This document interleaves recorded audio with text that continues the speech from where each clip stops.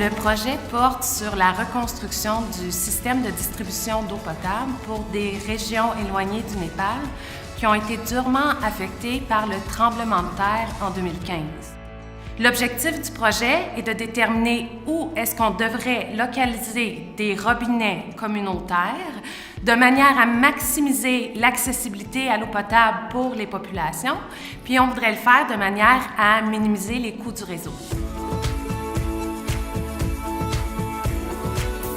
L'approche se divise en 3 phases. La première phase consiste dans la collecte et le traitement de données. Donc, principalement, ce qu'on a fait, c'est qu'on a recueilli des images satellites qu'on a traitées en utilisant des systèmes d'information géographique de manière à transformer les données pour pouvoir les utiliser. Ensuite, on a structuré le problème, c'est-à-dire qu'on a développé des équations mathématiques qui nous permettent de représenter le problème. Puis comme c'est un problème complexe et difficile à résoudre, on est en train de développer un algorithme qui va nous permettre de trouver des solutions au problème.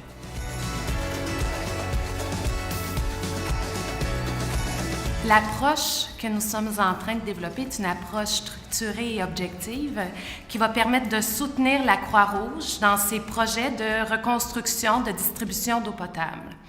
L'idée étant que ça va soutenir la prise de décision basée sur des données probantes et non pas sur des intuitions ou des intérêts d'une partie prenante en particulier. Ce que j'aimerais voir dans le secteur humanitaire, c'est le développement d'une culture qui valorise la science des données. Je comprends bien que dans ce contexte, on ne peut pas toujours baser notre prise de décision sur des méthodes d'analyse complexes. Quand il y a une catastrophe qui arrive, on doit agir vite et on travaille avec des ressources qui sont extrêmement limitées. Néanmoins, je pense que pour certaines décisions de planification, il y a moyen d'utiliser les données et ça donne des résultats qui sont bénéfiques autant pour les organisations que pour les bénéficiaires.